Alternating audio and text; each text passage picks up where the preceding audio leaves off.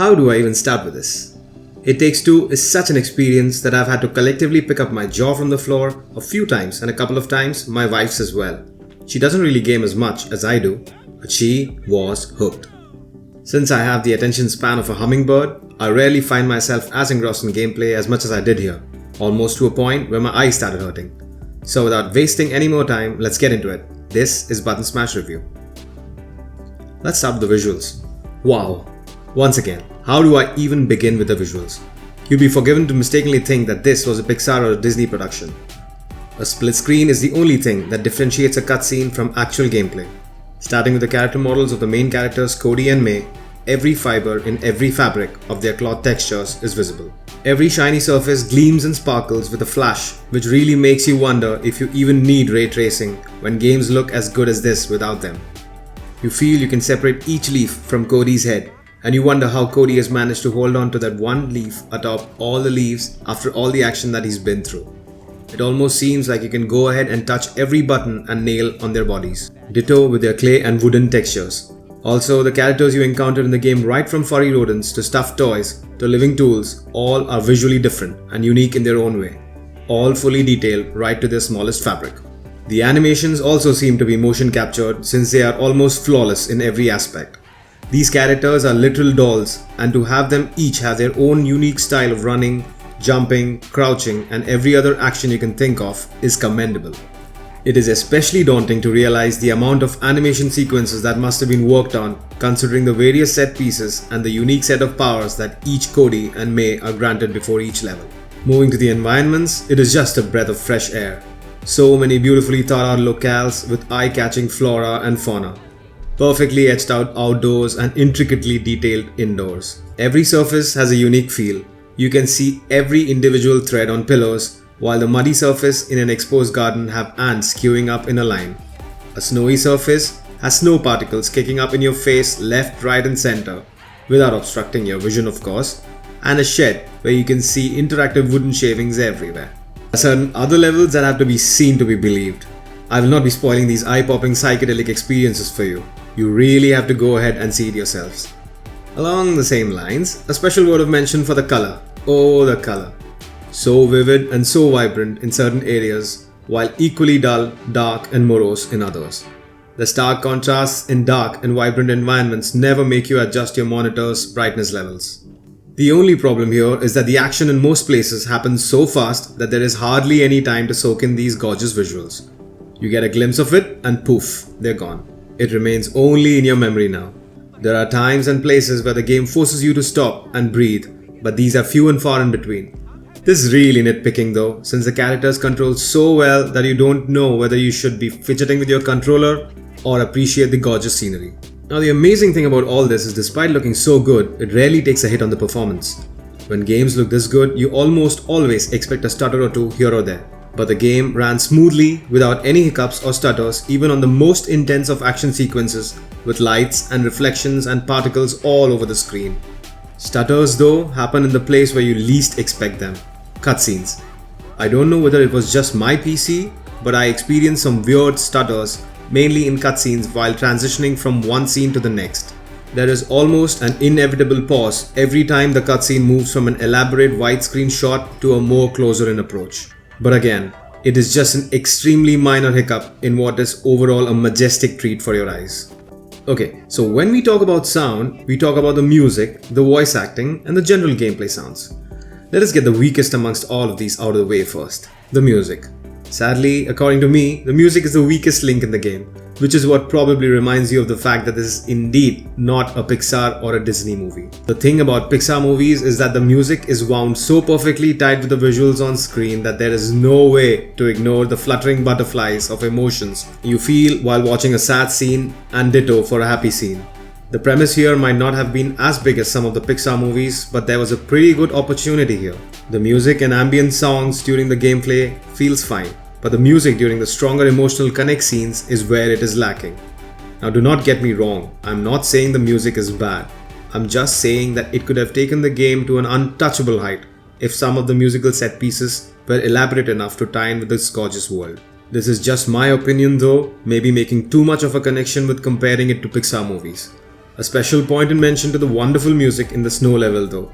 That is where it peaked and managed to properly tug at my heartstrings, especially heightened with a snowball fight in the middle of a conflicted relationship. The voice acting is top-notch, going perfectly well with the production values of such a grandiose project. The voice actors for Cody and May do a perfect job with their scathing banter towards each other. The gradual change in their tones is also eased into well. Most of their bickering is almost real-worldly, and had me and my wife looking at each other multiple times during our gameplay because that is how we talk too. The voice actor for Rose has a pretty generic setup, and she holds her own decently enough. The side characters deserve a special mention, infusing life into some of the most unthinkable characters. Your basic guide, a book by Dr. Hakim, is perfectly annoying as it is supposed to be, voiced perhaps by the Mask of Zorro himself, complete with the background Spanish guitar. A space monkey Moon Baboon was so well voice acted, I did not want him to stop. Also, a few pesky squirrels and some frogs, all top notch. The gameplay sound though is what takes the experience to another level. It is a feast for the ears with every little ting and twang of nails, the bouncing sounds of an inflatable cushion, the techno sounds in a DJ booth, the echoes of amplifiers, the pitter-patter of a spider's legs, the ice surface screeching off some ice skates, cackle of some demonic enemies and the flapping of their wings, everything replicated to perfection. Every slip and slide and misstep can be heard with a grunt from either Cody or May, giving you audible cues and subtle hints as to when you've screwed up the sequence since you've been spying on your partner's split screen. This excellent sound design is a perfect yin to the visual yang. Oh, the good old days of split screen co-op. Ah, the nostalgia hit. It is such an ease and convenience when you can actually see the other person playing in the split screen, pointing them out to do exactly what is required. Communication and collaboration is key here, as the Spanish Zorro-like love book keeps emphasizing. The game controls and feels so well that you'd rarely want to stay still. Every button push is responsive, and you'll need the help of these controls to keep up with the action on screen. There are so many things happening at once, you'll need to keep your wits about it to survive and progress. Cooperation with your partner is obviously the most important aspect here, and there is simply no moving ahead without your partner helping you along the way. Almost all the way. Every little action that needs to be completed requires your partner's help. If you're the hammer, they're the nail. If you're the north pole of a magnet, they're the south pole. Literally. It's got everything that you can dream of in a platformer. Synchronized jumps, quick-time events requiring precise coordinated movements, time manipulation set pieces, swinging, explosive guns which require detonation from the other partner, a Diablo-esque hack and slash set piece, an underwater experience, flying on gold-encrusted birds, you name it. You and your co-op partner need to succeed through a series of set-piece sequences, solving mini-puzzles in whatever location you're on to get to an objective which usually, almost always, ends up being a boss fight. Every game mechanic in place feels natural and obvious to the environment around it. For example, a bell needs to ring so that ice around it can shatter, or you need to get through some palatial guards to get yourself to a queen. The game also never gets repetitive. As mentioned earlier, at the beginning of every level, you'll be handed new gear and these become your superpowers to the rest of the level. Since the controls are responsive, you get used to these very quickly. And just when you think you've mastered the controls and complacency might begin to set in with the controls and your powers, it changes. The level ends and you're pushed into another set piece with an entirely different new set of events with new powers. Another thing is how the gameplay always keeps you on your toes. A third-person view changes to a top-down view suddenly, while again shifting focus for a few minutes into a 2D side-scroller. A QuickTime event will immediately lead you to a timed jump run, failing which it takes you back to the QuickTime event. And when you finally make it to that boss fight, oh what a few minutes of coordination you have in store.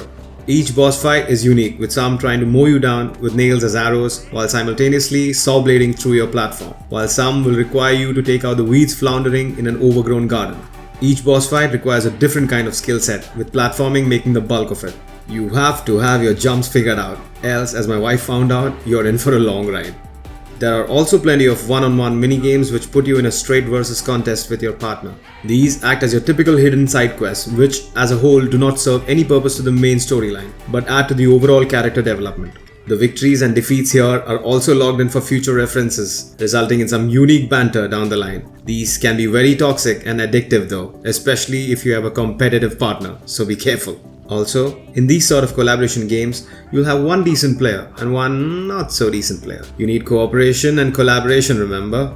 Most of the tasks need the characters to perform the same kind of actions. Say for example, a timed jump sequence would make one of you reach the destination first, while the other struggles with it. The additional pressure for the losing party keeps building up as the winning party keeps gloating. Also, the fact that the focus goes onto the losing side of the split screen builds more pressure on the underperformer, which can lead to some hilarious, and if not handled well, some angry, frustrating moments. So keep that in mind as well, please. When you talk about the story, the divorce rekindling attempt provides a nice setup to explore some past memories, and magic adds that bit of spice to move things on conveniently.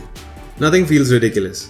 Well, it is ridiculous when you look at the entire premise of the game, but it never really feels like it. It has you feeling a myriad of emotions like the sinking feeling of abandoning your old tools, the happiness of restoring a town back to life, the furry behavior of certain furry side characters, and the most evil feeling you might have ever felt in a game that involves Rose's favorite toy. Do drop a note in the comment if you know what we are talking about. Now when we talk about the ending, according to me it could have been etched out a bit better. It felt like more could have been done with it considering the thrill of a ride the game has been right up to that point. Do not go around using this as a guide to save your failed marriages, please. But it is a decent enough story to make you want to know what happens in the end. Also the game length, it is surprisingly long. My wife and I put in a decent 19 hours, but it is mostly due to failed jumps and set pieces. Do not let the length of the game dishearten you though, because when it all ends you'll be yearning for more. To summarize, the pros include excellent visuals, brilliant sound, perfectly fine-tuned controls, and the entire gameplay experience. It is a joy to behold. Now when we talk about cons, they're not really cons, they're just minor gripes or nitpicking. The music could have been better, it's good enough but could have been better, and the tiny little stutters and cutscenes, but as I said earlier, it could just be my PC. It Takes Two does something what all Josef Fares' games do. Leaves you feeling empty after playing the game. Brothers, A Tale of Two Sons did it, A Way Out did it, and It Takes Two does it with pomp and celebration. It is a ride from start to finish, almost leaving you with a ghost stitch on your trigger-happy controller fingers. And I can't put in words as to how mind-blowingly good the overall feel of the game is. So I would, from the bottom of my heart, recommend everyone to try this game out because frankly, this has been one of the best experiences I've had in my gaming life.